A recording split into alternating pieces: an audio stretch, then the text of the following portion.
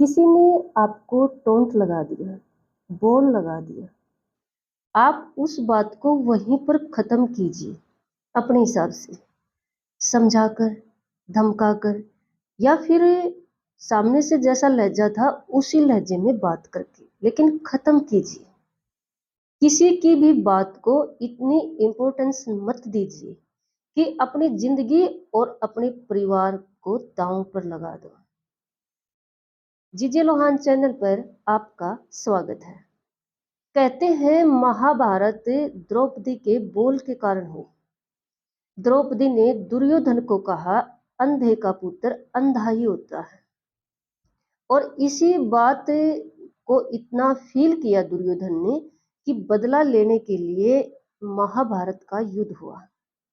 और आपने महाभारत के बारे में पढ़ा हो, सुना हो, पता ही है कि महाभारत का युद्ध बहुत ही भयानक युद्ध था और जिसमें कौरवों का पूरी तरह से नाश हो गया।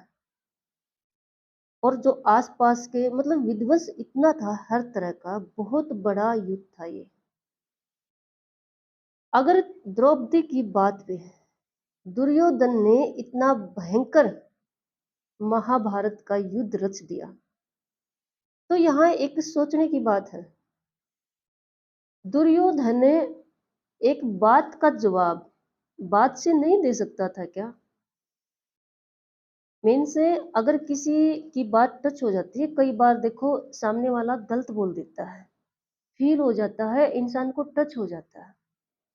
अब सब हमारे बस में नहीं है ना कि हम उसको हर किसी को समझाते घूमें, और कोई हमारे समझाने से हर कोई मानेगा भी नहीं। कहते नहीं है कि हम हर किसी को समझा नहीं सकते और हर कोई हमें समझ नहीं सकता। ये दोनों बात अपनी जगह पर बिल्कुल सही है।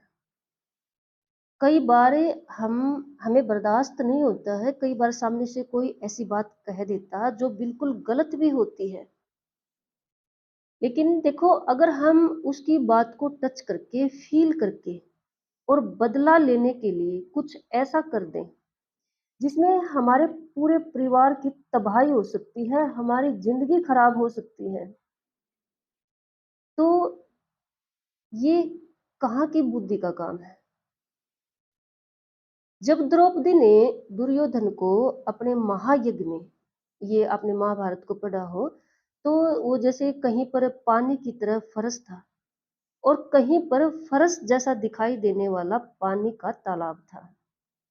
तो पानी ये फर एक जगह पे फरस समझ कर पानी की तरह चलने का वो करते हैं दुर्योधन। जब किसी ने बताया दासी ने कि नहीं ये तो पानी है, तो आगे ऐसा फरस था, दिखाई दे रहा था पानी जैसा, तो वहां पर छलांग लगाने की तरह भी करते हैं। तो ये ऐसा सब कुछ द्रौपदी देख रही थी, तो वो हंसकर एक टोंट सा लगाती हैं कि अंधे का पुत्र अंधा ही होता है। ठीक है, ये गलत बोल था, गलत था ये वास्तव में। और टोंट कहीं इसको, एक ये टच होने वाला, फील होने वाला ये एक बोल था, हम इसको नकारेंगे नहीं। ठीक है, लेकिन वहां पर दुर्योधन को जब ये बात टच हुई, तो वह भी या तो दो तरह से सोच सकता था, एक नारी सोचकर, ठीक है, या जो अपनी भाभी सोचकर रिलेशन में, दोनों तरह से इस बात को यहाँ खत्म कर सकता था। चलो कोई नहीं, ठीक है। और अगर पिता के वंश पे बात लगी, दिल पे लगी, टच हुई, फील हुई, तो द्रौपदी ने जो बात कही उसका जवाब वहीं दे सकता था।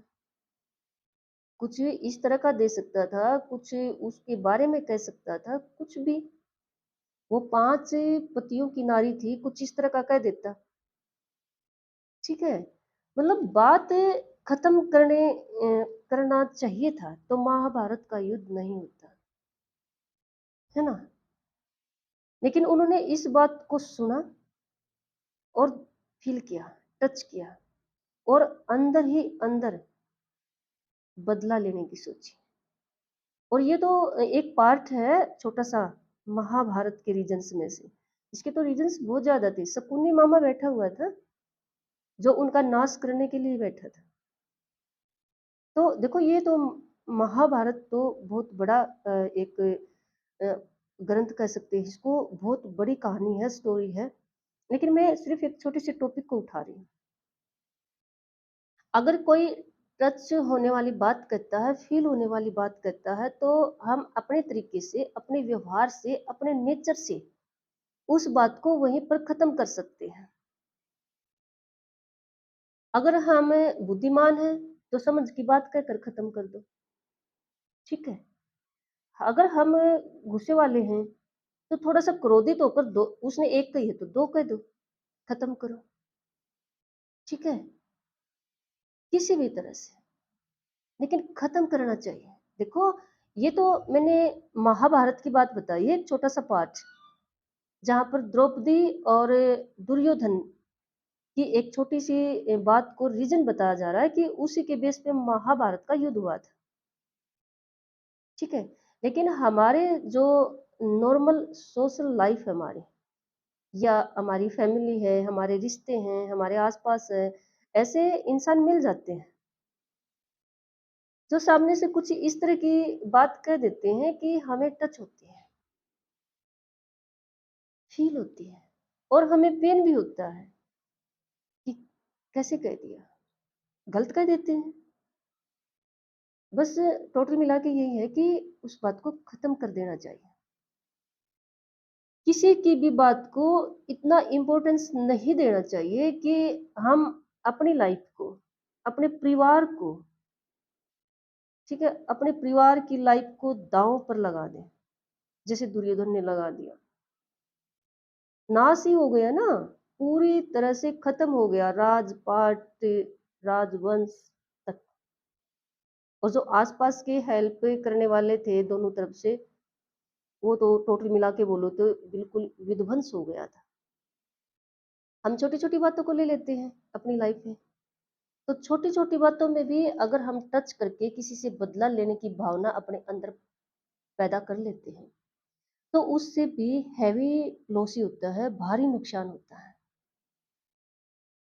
तो बस इस वीडियो में मैं इतना ही कहना चाहती हूँ, मैंने फ़ील किया, ऐसा हो रहा है। इंसान कई बार इतने खतरनाक होते हैं कि कुछ ऐसी बात फ़ील हुई तो बोलते नहीं हैं, लेकिन अंदर ही अंदर इतना पॉइज़न बना लेते हैं, ज़हर बना लेते हैं कि पता नहीं एक परिवार का क्या हो जाता है। आस-पास सुनते भी हैं ऐसी-ऐसी बातें। और जब जब झगड़ा ज़्यादा बढ़ जाता है ना, पंचायतें तक होती हैं, आदमी इकट्ठा होते हैं, तो वो ऐसी बातें बताते हैं कि उसने उस दिन ऐसा बोला था, उसने उस दिन ये ऐसा कह दिया, कैसे? अरे!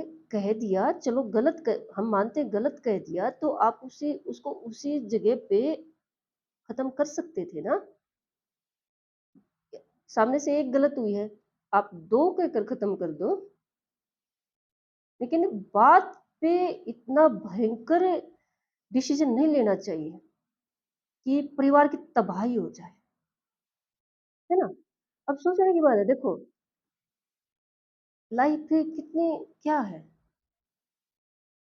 देखा जाए तो कुछ भी नहीं है। एक बस चलो हमें रोल मिले हैं, हम वो रोल निभा रहे हैं। यूनिवर्स की पावर परमात्मा ने हर इंसान को एक रोल दे रखा है, ठीक है?